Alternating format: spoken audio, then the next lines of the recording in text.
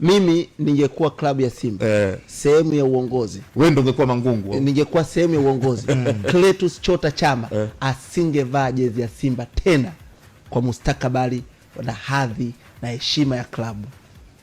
Bwana, mada yetu leo mimi niko tofauti.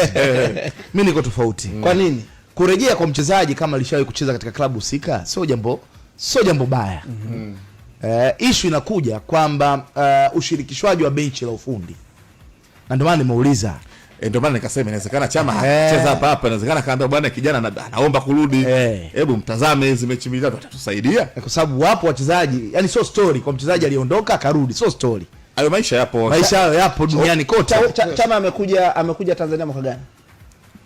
Ana zaidi ya miaka 8 iliyopita. 2018. Chama ndo amekuja miaka 8. Si ndivyo?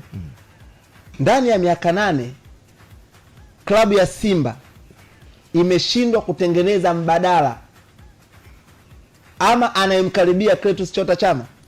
Lengo ni kumtengeneza mtu anayekaribia Chama au kuifanya timu ikaendelea kushindana bila na wachezaji ambao wanawasajili. Au wachezaji wanawasajili ndani ya miaka 8. Mimi nimekwambiaje Biko?